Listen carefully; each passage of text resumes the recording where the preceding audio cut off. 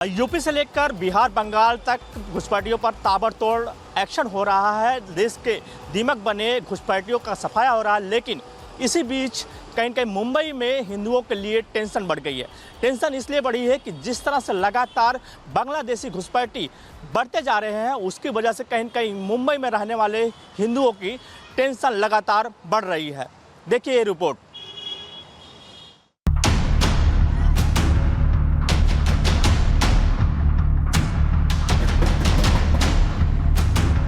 एक तरफ बांग्लादेश में हिंदुओं को जिंदा जलाकर मारा जा रहा है, तो दूसरी तरफ बांग्लादेशी घुसपैठिए भारतीयों के संसाधनों पर डाका डाल रहे हैं। बड़ी बात यह है कि बांग्लादेशी घुसपैठियों का ये डाका अब महज दाल चावल और आटे तक सीमित नहीं रह गया है, बल्कि देश के अलग अलग राज्यों की डेमोग्राफी पर भी बांग्लादेशी घुसपैठियों ने असर डालना शुरू कर दिया है।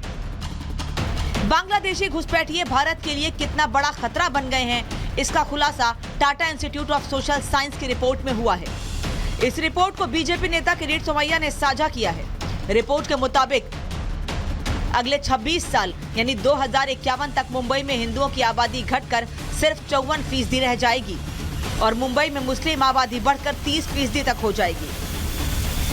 बांग्लादेश में हिंदुओं की हत्या हो रही है, हिंदुओं पर अत्याचार हो रहा है।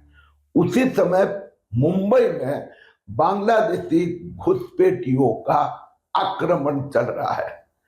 टाटा इंस्टीट्यूट के एक रिपोर्ट में कहा गया है कि 2050 तक मुंबई में हिंदुओं की संख्या घटकर 54% होगी और मुस्लिम 30% हो जाएंगे। मुंबई में हिंदुओं की आबादी 65 से 66% तक बताई जाती है, तो वहीं मुस्लिमों की आबादी 22% तक है। लेकिन पिछले कई साल से मुंबई में हिंदुओं की आबादी में गिरावट की बात कही जा रही है और इसका कारण बांग्लादेशी और म्यांमार के घुसपैठियों को बताया जा रहा है। साल 2024 में आई Tata institute of social science की रिपोर्ट में दावा किया गया है कि 1961 में मुंबई में हिंदू 88% थे, जो अब तेजी से कम हो रहे हैं और यदि यही रुझान जारी रहा तो 2051 तक मुंबई में हिंदू आबादी घटकर 54% रह जाएगी। मुंबई में हिंदुओं की घटती आबादी की रिपोर्ट पूरे देश के लिए चिंताजनक है, क्योंकि असम और बंगाल के रास्ते घुसपैठ कर बिहार और उत्तर प्रदेश के जिलों में छिपकर रहने वाले घुसपैठिए देश के लिए नासूर बन गए हैं।